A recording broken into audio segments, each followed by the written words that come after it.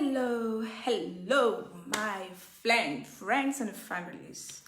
Yes, friends and families of Facebook. Muli mutami kwano jange sanyiso bawuliza Katonda kuralero.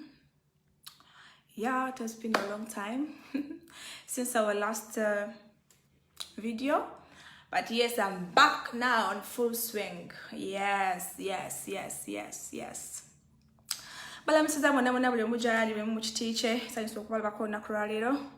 Banange mwebale nnyo abaana ababadde mu struggle kino kino baba ekyukuba. Abamu kimanyi okutubolonga mu mukono gambo wayi. Kansooke nzire kuwano Mukama oyo atemperezengayo ku bugambo obutonotono. But ngabo mumanyi nti muna ekituli mu musaayi. Era you cannot rest for good. We don't have time to rest. Kubanga wano wekituusa ate wekyetaagira ddala amaanyi gali agalagira. So bikwana kyange baganda bange mwena ba brothers and sisters abasigadde badde mu struggle no nga mukyaki baba ne mwebale nnyo mwebalire ddala bane mu kikozi mwebale nnyo bali keep it up kyamaanyi. So ralero nze wano badde nesirikiridde naye ndaba nga tewaliwo ekimpitiriddeko. Omanyi omuntu bw'osirika ennyo ebyogera biba bingi oyo yalya simanyi yakola ki yalya yatya yaduma yakola atya so many but all goba manyi ekituufu ekikuli ku mutima nti olunaku lwaleero njagala kwogera ku bantu ba mirundi esatu mwami Mivule mbadde sikuliiko nnyo era mbadde simuliiko nnyo mbadde ndabiyita fine but I was not really very much interested in him at all but jede byekigenda I think achetaga mukasuka itanda bakunoga bulungi. Yes, mwami Mivule. Then comes mwami Mukaku abatuvudde toilet z'olukale. Yes. Then come the Jimmy Muhwezi. I don't know minister of what or form or current, I don't know. Yes, ababedaga togereko nakuralero. So kansokene mukulu Mivule ono. So mukulu Mivule oli musajja muganda as according to your name. According to your name, oli musajja muganda ajudde nga toliiko kaapu kyotala nti ndi muganda mugundi muganda musoga muganda mugundi. Oli musajja muganda era nze mbadde ndowooza nti kweja emyaka gy'olimu wandibadde ogiwa ekitiibwa.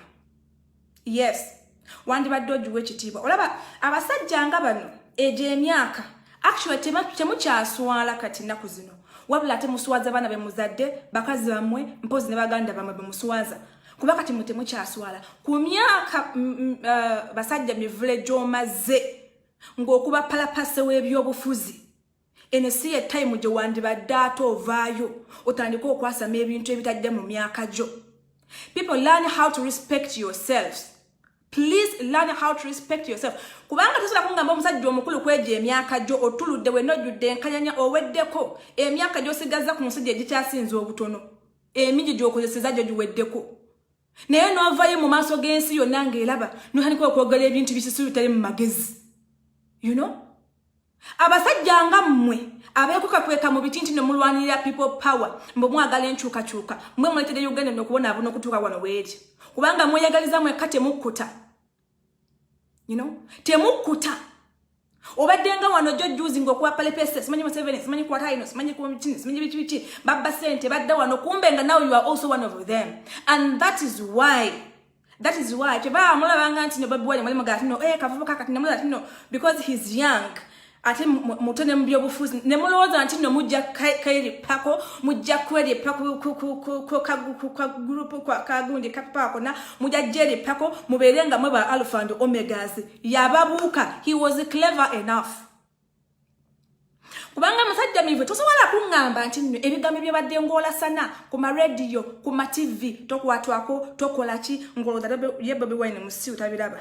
He was saying you know yabadde ngaalaba okitegeera gwe muntu wawa ovaayo noyimirira mu maaso ga kamera n'ogamba nti nno nze ndi muyeekera era mbadde ntendeka abapepa mwana baddima muli batemu bannange. You guys muli batemu n'okusinga Museveni noba n'ogamba nze mbadde ntendeka bana people power obuyeekera aba FDC aba DP aba simanyi ki like really seriously mu maaso g'eggwanga ga televisions Serious no yogere ekigambo ekyo nosigala ngo China ina kukuba okwotambula.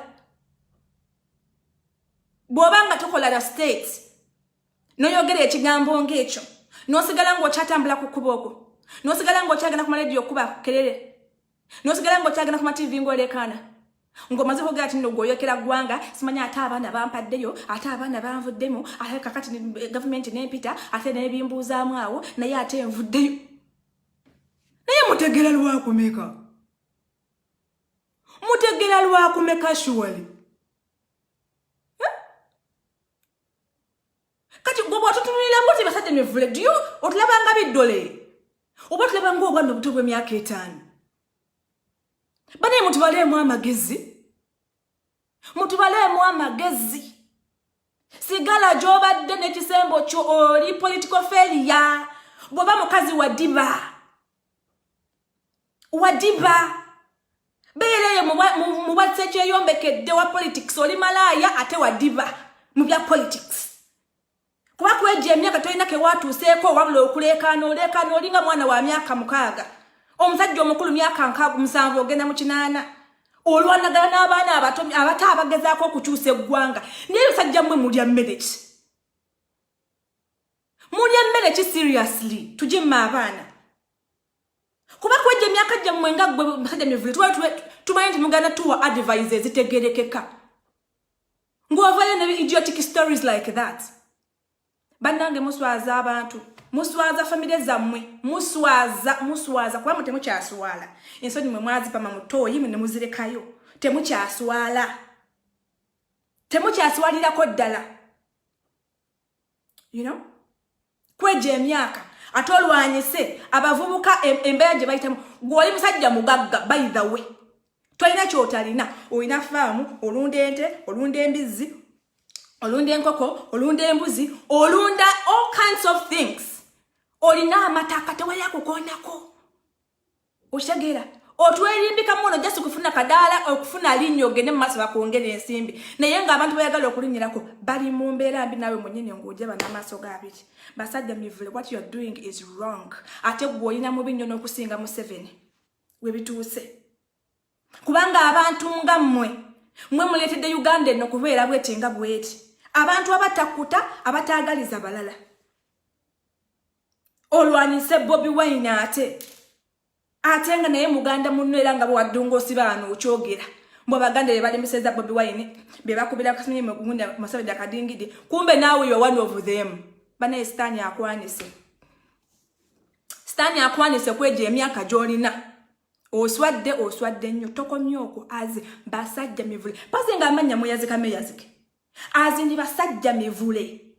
Erinnya ery'ekiganda erituukiridde. N'oyimirira mu kamera n'ogamba nti n'Obuganda ngenda kubusaanyaawo. Emitwe gyammwe gikola lwakumeka. Emitwe gyammwe gikola lwakumeka. Obwongo bwamwe bukola ssaawa mmeka mukyajinge. Like a really muganda omusajja omupazi ng'obadde onoonya bibyo. Naye obanga byobadde oyogera nga kye kyakusuuse ku bwongo n'ogamba kino kye ngenda okuyogera kangende ndwanyisa kabaka. Olowooza gw'osoose okulwanyisa kabaka. Right now people are in pain. Abantu bali mu bulumi banoonya kabaka waabwe tebamanyi gy'ali, tebamanyi embeera gy'alimu nga gw'ovaayo ng'okola such kind of a statement. Mbu ngenda kulwanyisa kabaka n'obwakabaka bonna musaanye. Who are you manga? Who are you? Gwani? Gwengani? Gwosoose okulwanyisa obwakabaka. Gwosoose okubulwanyisa. Abasooka baabusooka okwagala obulwanyisa nga baagala kukola DNA baabulirawa. Gwokyazunga n'agamba amaaso g'okanula ng'endegeya. Ojja kuddayo gye wava. Gwengani? Nze siri muganda but yes, oyasaagala omuntu abaali kungamba wano nti kuteri muganda toyogera because ate mwe abaganda bennyini mmwe muli okwagala okwettira obwakabaka bwammwe. Kati ng'otunulira omusajja omukulu nga omusajja omukulu gwe bayita mivule. Basajja mivule. N'abalala nayogera ekigambo ng'ekyo njagala kusaanyawo obwakabaka. Like seriously? Lwaki temwewa ku bitiibwa?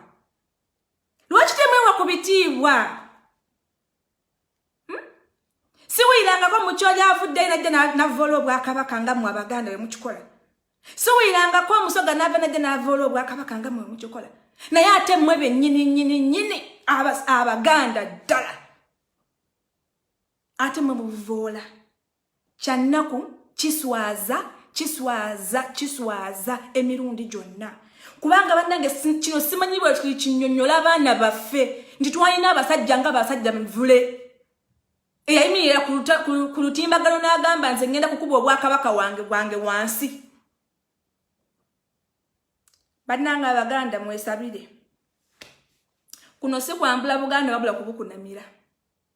Abaganda mwefudde kiki I don't know. Buli oba amanya babasibako masibenga temuli Baganda. Nze sibitegeera. Kubanga botunulira buli alwanyisa Obuganda Muganda. Alwanyisa Kyagulanyi Baganda. Omusajja Muganda nga mmwe. Naye mumukuba mulinga abakuba Omuchina. Mumukuba mulinga abakuba Omuchina. Sirabanga koma banga mala gonna sorry nga gavuddeyo kujja kukuba Kyagulanyi nga mmwe abeeyita Abaganda. It's a shame. It's a shame, seriously. It's a shame. Obate musola mu mitima gyammwe. Mugamba mwagala Federo. Muganda munnammwe yali mu kintu saawa zino. Gwe mwandibadde saawa zino musindika ne mulaba nga atuuka ku kimwagala n'abawo kyemwagala. You know? Musaba mugwira ayibawo abalumirirwa ngani eyandibadde abayamba okuba kiruka kushimwagala ate uyo gwe musuna naye mubadde ki amanyi owuya Maganda merere simanyi Nakangubi simanyi Sali simanyi ani simanyi gundi simanyi Maganda plain kati basajja mivule kweje emyaka gyoliko wandibadde weekumakuma muzeeyi n'ogenda n'olunda embizi zeeri ne bazzukulu bo. Yes, kubanga mu politics wadiba olina kyeyombekedde ya diba. So dayo olunda embizi zo kanulire y'amaaso genda olekanire entezo genda olekanire embuzi va ku Kyagulanyi ate ove ne ku Bwakabaka. As simple as that. Kubaka ne bwonookanula amaaso ne gatunkayo nga gwa wansi. We don't want to know. Otulinyiddeko ekimala. Naye abantu bakugaana abantu bakugaana musajja mivule abantu bakugaana go back gye wava. Yes, ensalo ne batuusawa. Ensalo ebajjudde buli kantu kumulaba Muganda munnamu akatuuseeko ne muzimba emitima ne mubeera ng'enswera. You know? Ne muzimba emitima ne mubeera ng'enswera eyagala okubuukira omuntu. For what? Mwami basajja mivule musajja gwo oswadde nnyo oswaziza famire eyo oswaziza nnyo kakuzaala era nnyo kakuzaala wabanga mulamu kyemanyi yasoza amabeera gakubye mu kyoto. Kubanga tisobola kuba mukazi Muganda n'ozaala omuntu ng'oyo omwana ng'oyo mu musajja Omuganda n'avaayo n'ayogera ebintu musajja bye byayogera ssaawa zino kweja emyaka 7 olwana n'abavubuka ba myaka 3+. Seriously gwe gwanga olyongeddeko ki eggwanga Uganda basajja mivule kubbanga lyomaze ng'okuuta akasefuliya ng'oleekaana ng'oleekaanira eggwanga Uganda ebbanga lyomaze ng'okubira akadingidi mu ggwanga Uganda ku byobufuzi. What have you done? Emyaka gisukka ne 10 ng'oleekaana.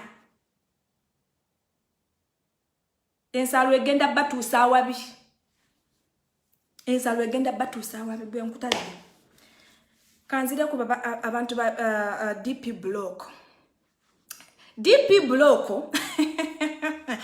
Olwaleero nina akabondo kennengedde nga bagamba nti nno akabone nze ndi wa DP naye ntaddeko akabonero ka people power ndowooza muntegedde. That was the statement. Mwami yosimutegedde mannya akoze statement eyo.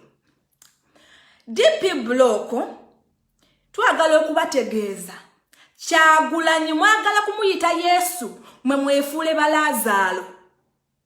Mwafa muli muntaana mwawunya n'ennyama yabaggwako ku magumba.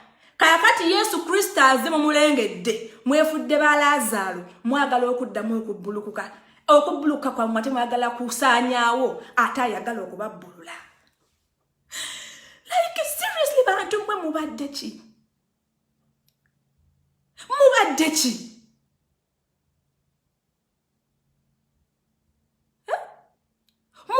seriously. Depi mwali mwavunda dda nga bwe kuba kuvunda nga mwali bantu nti mwali mwafa n'ennyama yabaggwa ku magumba n'amagumba gammwe gaali gasesebbuka mu ntana gye mubadde. Lazaro sebo DP sigalayo mu ntaanayo. Yes, musigaleyo mu ntaana zammwe. Bannange tukitegedde amazima nti bantu mmwe temwagalangako nkyukakyuka. Temwagalangako nkyukakyuka. Temujagalangako mubadde nga mwerimbika bwerimbisi. Era njagala okwebaza Mukama Katonda eyatuleetera Kyagulanyi. Njagala okwebaza Mukama Katonda Kyagulanyi amaaso abataddeko abiri alaba one by one. Mwagala kumukozesa abajje mu ntaana gye muli mwe Balazaalo. Ate mukwate Yesu ababbuludde ate mumuzze mu ntaana naye muswadde. Muswadde tekigenda ku happeninga. Tekigenda ku happeninga. Sitani abaanise DP block sitani abaanise abamaze. Mwe muli bantu bannabaki.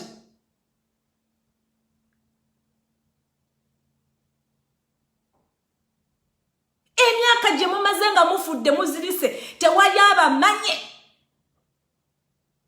Wabula mwebale nnyo okuba n'emimwe emiwewere tubitegedde. Mwebale nnyo mwebale ddala gwe bafuumudde olwaleero. Thanks God. Thank you so much Mr. Kyagulanyi.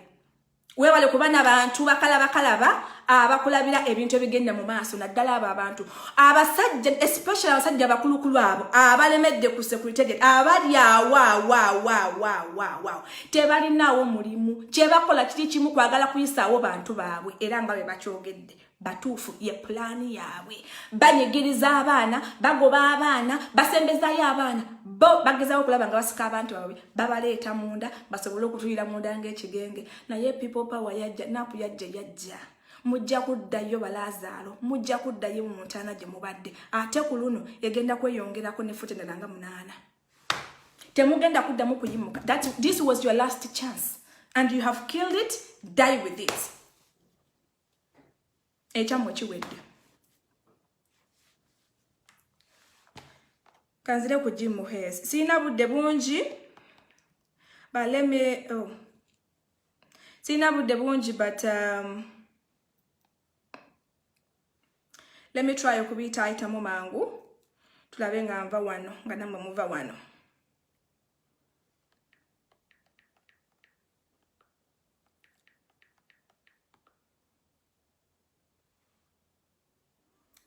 I can't talk Kambuze.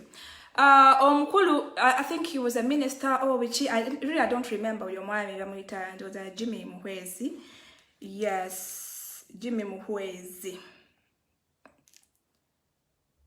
I got it. Muwuliriza bulungi statement yono omwami.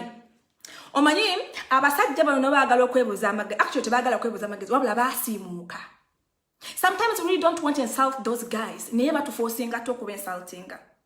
At the age of this gentleman, Jimmy Muhwezi, this is not the kind of statement you should have come out, no spitting out in public. You should have kept it for your wife and your children. Now spoon. For us as Ugandans, we are not interested anymore to be fed, you know. Listen to this gentleman. And income. What has the Kyagulanyi or Bobi Wine presented, which is superior to all of this? To say that I'm a youth. Is it okay to say I'm a youth, I will die with you because I'm a youth? The youth who understand the youth affair. How? You need to tell them, because for us, have given them things, I've talked about them. We are telling them what we are going to do. We are building more industries which will employ youth. We are giving them education free, primary and secondary, and also loans at university level for the youth. We are giving them even leadership. Those who have got out of school, we are giving them skills to earn an income. So what is he saying which is superior to this? What is he saying? Say that I'm also a youth. You can't be a youth and help youth. No, you don't have to be a youth to help youth. President Museveni is not a youth, but has programs that will help the youth. He has capacity, he has thought about it. Okay? The other one has said nothing, and he can't say anything, and it is believed. Kalika odi yako mikwano gwange mukawulidde. Omwami oyo, I think he was a former minister, right? He was a former minister of what? I don't know, and I'm not interested. This gentleman yagenze nakola statement nagamba nti no, you can't be a youth and help a youth. How stupid is that? Who is in his sense or her senses avayo nayogera ekintu ng'ekyo? First of all, Banabami Mjime Muhwezi, I don't know, I think my sister, Uncle Gal, ne Daphne Chankunzire, maybe if they can help me and try to translate this in Kinyankore language or Kinyarwanda and let this gentleman really know that Ugandans are not, they don't want to be fed anymore. We want to learn. We don't want to be fed like babies. Temukola nkuti mutegelanga konti bana Uganda abaliwo mulembe gwakati tebachayagala kubalisanga bana bato. Tebachayagala kutulisanga bana bato. Jimmy Mukwezi should know this. Take us to the lake. Don't give us fish. Take us to the lake and teach us how to fish. Don't give us fish. Secondly, that not all Ugandans that we just want to be given. Education for free, so many skills for free. Which skills for free? Everything which is free is useless, it's nothing. Right now, if Muhwezi comes out naga mantino, but our education for free, our certificates, our diplomas, which kind of education, free education are you talking about, Mr. Muhwezi? Where yourself, you cannot even take your grandchildren into those kind of schools you are talking about. Which kind of skills are you talking about? Like 20 years. Which kind of skills are you talking about? Why, when we get sick, why don't you stay here in Uganda? Skills when you get sick, why do you rush you rush yourself outside, or your family, or anybody in your family who gets sick? Germany or USA, stay there and let us practice the skills that you are claiming to give us on you. If you trust the skills that you are talking about, they went there for 35 years. Stay home and let us practice these skills that you are praising, that you have given to Ugandans for 35 years. Let us practice on you and your children and your grandchildren. Don't take them to America. Don't take them to Germany. Don't take them anywhere. Let us practice on them. Free skills, free education. We don't want free things no more. We want to work for ourselves. You are talking about the industries, creating factories to collect. This is the mistake. You think that everyone will be just begging. Someone is all going to banna Uganda and Subi. We also want to sit where when you came in Uganda or when you came in power, you came with nothing, not even a half a spoon of a soil. And now you are sitting on acres and acres of lands, enjoying the flesh air while the indigenous Uganda is down sleeping in the tent. And you are talking about the free education you are giving us. You are talking about the free skills that you are giving us. We will scheme them. Don't say that you will scheme us. Say you will skin us. This is not giving us skills. You are skinning us life. Mr. Muhwezi and your Omega and Alpha Museveni, this message, I would like this message to reach to you. Ugandans don't want to be fed anymore. We don't want the free education you're talking about. We don't want the free skills you're talking about. We want the power. We want the power. That is it. Being fed, enough. We don't need no more. We can work for ourselves. Tell you say kula nanga bajuabu we. Tell you. Oganajisanga wange yense kula nya kujuabu we. Tell you. You know? Tell you. Tell you say kula nanga esabiriza. Ensa abantu bayina kukola. When you talk about the factors that you created in Uganda where they can employ Ugandans, you are so stupid, Mr. Muhwezi. I'm sorry to tell you this. We really don't want to insult you people, but you force us to insult you. You bring here Chinese in Uganda. They open up maybe Nigina factories, but never employing Uganda in a very bad condition. But Uganda is bakola over hours. They are not paid for those over hours, and they get 5,000 a day. 5,000 a day they earn from 8 to 5. 8 to 5. Then they get 5,000. You yourself, Muhwezi, even your dog, one dog at your home, 5,000 is not enough for it. You can't feed it with 5,000 a day. One dog. That's what you're talking about right now.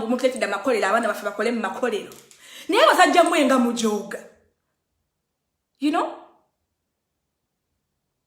Nga mujoga nyo. Enkumi tano muna Uganda zafu na mubona ba China kwe kuli transport kwe kuli eze nyumba kwe kuli ozokulya omusolo guli oko eze dwaliro ziri oko, and you are talking about this factories. You created factories for so that they can employ you and work. Like seriously, you guys, please don't take us, you know, tomorrow we are all idiots the way how you normally call us, you know. We are not all idiots. We see things. We see things, and now we are saying enough is enough. Go with your Chinese. And let me tell you, Mr. Muhwezi, if you go on like this, tell your master, if it goes on like this, that's kafleshi I worry I walk feeling that you might end up not feeling it anymore. If you guys don't play these cards very well. Ugandans now are awake. You're not going to spoon feed us anymore. No. No. We want hunt for ourselves. You bring in Chinese, they take our money. All the money that they get in Uganda, it gets out. Nemuleka Uganda nga mujivunziza temubajjako musolo kyokka ate ogwo munako nafune 15 gwe mujjako musolo. You know, obujozi bwamwe buyitiridde. You said, what can Bobi Wine do for the youth? You say that Museveni had thought of us, of the youth. For 35 years, this is the time that now Mr. Museveni can wake up in the morning, now let me think about my youth, let me create for them jobs. He failed. He failed. For 35 years, I know about my youth. That's a lie, a naked lie. And we are so tired of your lies, Mr. Muhwezi, and your Omega. We are so done with it. This time you have nothing to lie. You have nothing to tell us. Totally nothing. Because you have said everything. All kinds of lies. Yes. All kinds of lies. You have no new ones. Today we are bringing this one, now we are bringing this one, now we are bringing this one. So now Bobi Wine, what is he going to tell? Give him the chance. Let him speak. What do you fear? Why don't you allow him to talk? Let him come out and tell the youth what he's going to do for them. Yes.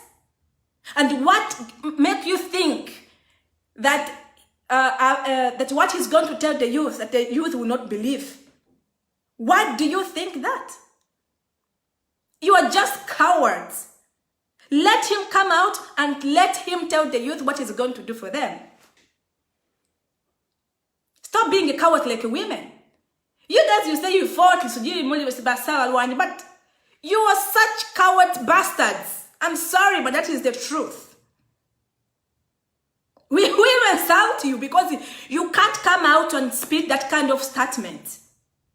Youth can't help a youth. It's an old one is the old one to help a youth. Are you like seriously?